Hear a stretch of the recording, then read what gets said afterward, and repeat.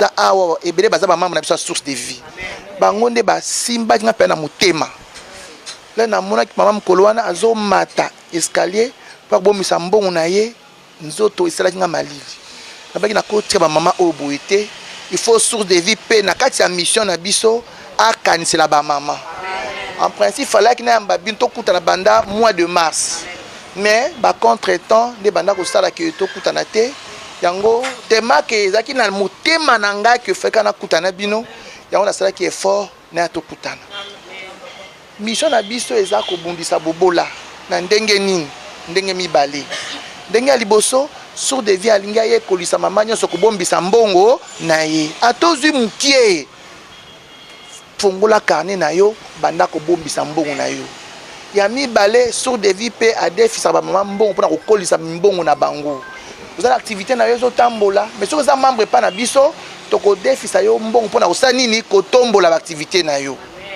soki pe oza membre source de vie awa oza na bana na yo mibale o batanga e bana musala te mais mela biso bango na source de vie to bango na musala wana elonga te elonga.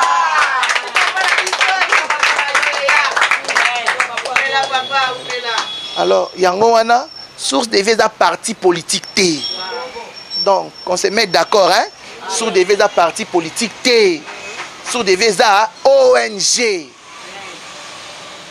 eza ONG eza parti politique te donc l'action to salaka eza te que état kongola finance la source de vie te car biso moko na vision na biso de to kanisi te faut to soutenir ba maman na moi muke to za nango to kabola to soutenir pe bino pour encourager bino makambo osala donc raison pour laquelle ako benga ma présidente na bino nyonso na kombo na bino de tozo pesa ye moi biloko o mama présidente o meka kozwa pona kosunga ba mama o baza awawa ata moi muke o euti na compte à source de vie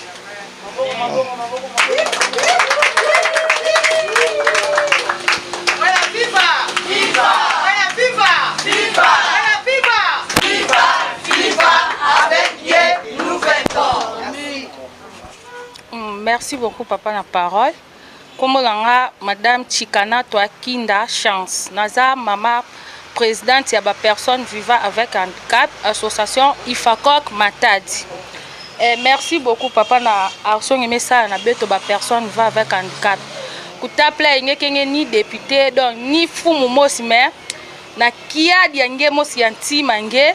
Yeme kanisi na beto ba personne vivant avec handicap. Te fois na balabala ba fu minke luta beto kutu ba vitre ba camion ba ya ku monter. Ba mona beto ba tupamba. Mengenge kenge fe ni fumu. Na kia dia ngenza me kota kati na nge me toucher ntima nge. Yeme sala action sam na beto. Nzambi vutusila nge ya mingi. Place na ya mekatuka donc ya vutuka ya mingi toke tula ba jeune beto na ndimba sam to bondi to sambila nzambi anvucha matondo mingi sam nge baka dia mayele mingi ya kuza sunga beto na bisalu po to melonga bisalu peut-être to le katuka na balabala po kulomba ba 100 francs ba 200 sam na beto ke sa beto passe mais kimeke sa beto pina kuzanga bana beto metanga mais makoki ndeke elever te vana na balabala ya na nzambi anisa kumuna ngani bakisa ya mingi yekuza sunga beto ne fiske ba machine santo lonka bisalu po beto nyos te kocha moi 100 fois beto te lomba na balabala te kocha ka awa sam na kutu na kumosa exemple na donc moi 100 fois na zwa na balabala a kena liango fo na ya kocha ngo awa donc mtu azwa kambo na ngeza cha voilà. Merci beaucoup, papa. En tout cas, merci beaucoup, ma maman. Donc, que vous pouvez compter sur source de vie. Donc, à chaque fois que vous avez un problème, en tout cas, vous comptez sur source de vie. Donc, vous comptez sur source de vie. Si vous avez un problème, ainsi de suite. Si ma présidente na bino, aroya au talangai, to solo là. Sauf que kosunga bino, en tout cas.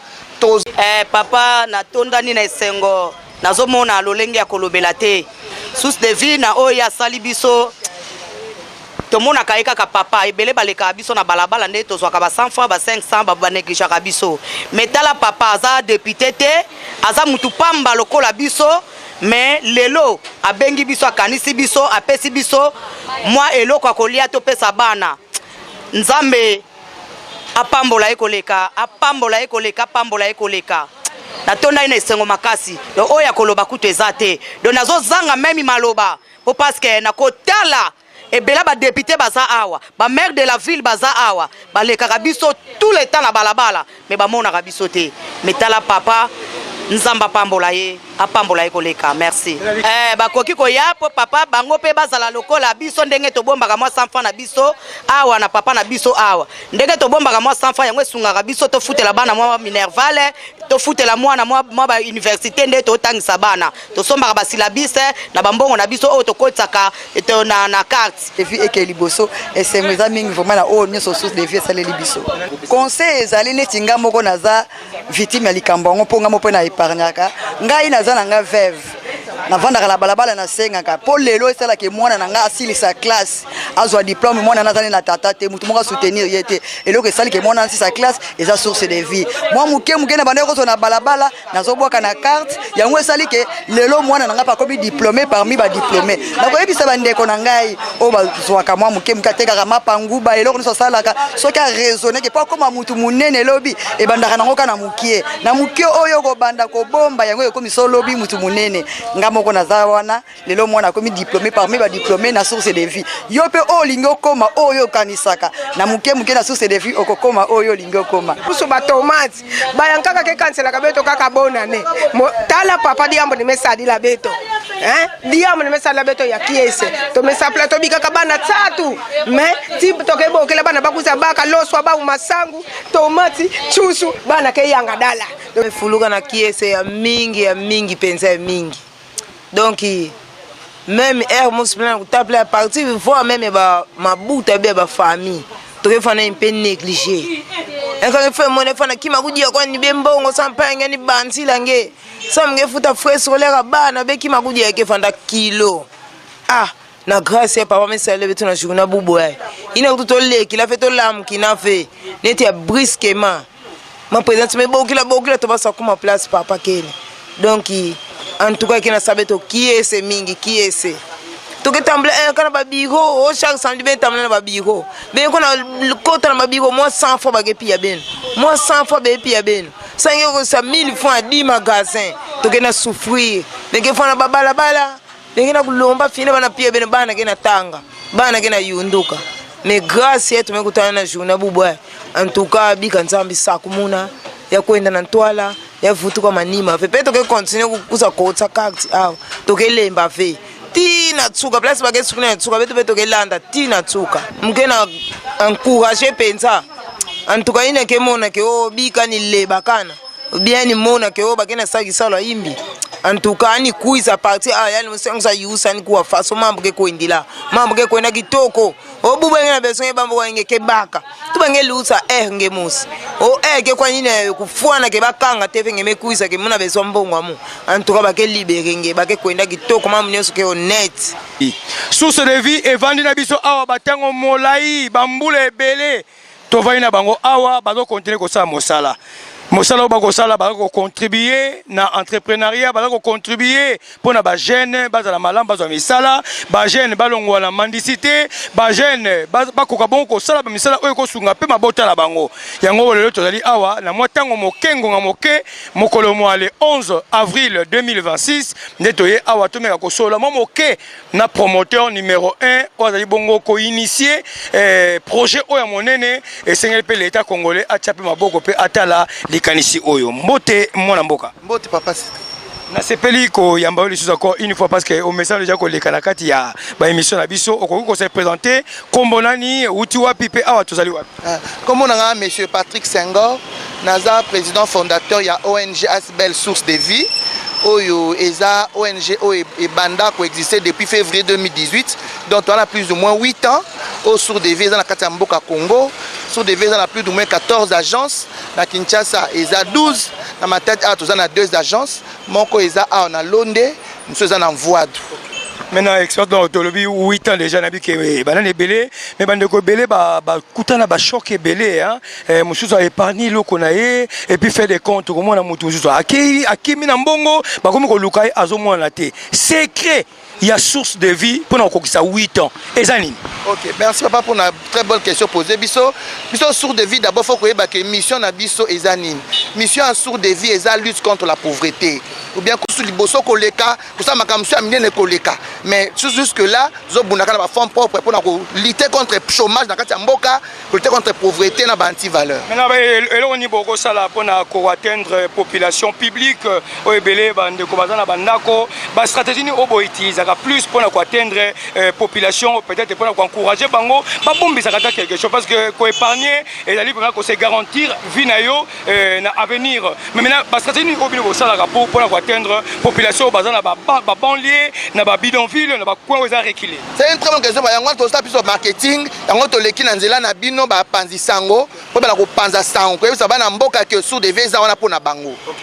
Merci beaucoup Lilo Bayasuka, au quoi adressé na autorité politico-administrative na kati ya province, na maire de la ville, na gouverneur de la province et puis na population nyonso d'une manière générale, au quoi lancer message na tikeli autant la micro langai pendant quelques minutes. Bon, en tout cas, nous demandons seulement que Konzi va soutenir source de vie, va appuyer source de vie, va appuyer entrepreneuriat. C'est tout ce qu'on peut demander. Adresse Nabino? Toza na Londe Awa, Toza Awa. Dans Londe, en face de Kobil, oui, oui.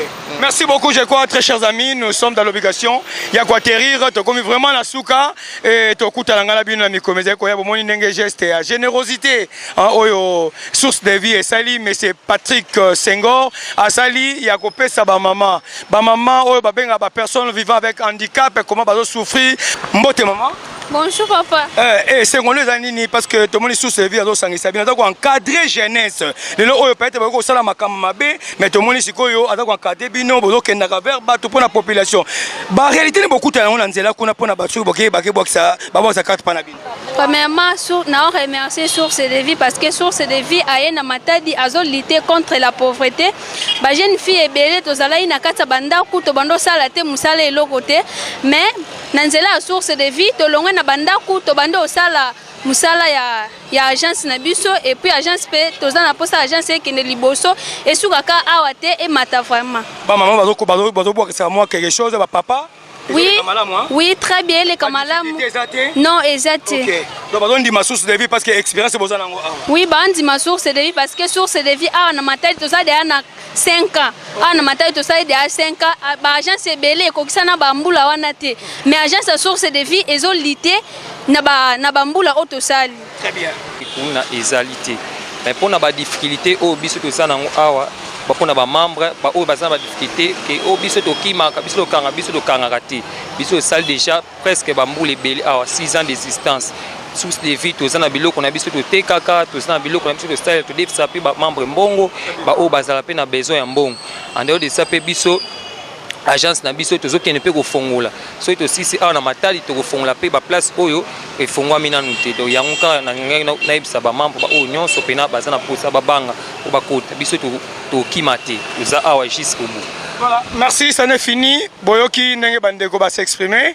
Donc rendez-vous tout l'année prochainement. Mais la sengina bandeko non, je sais tout épargné.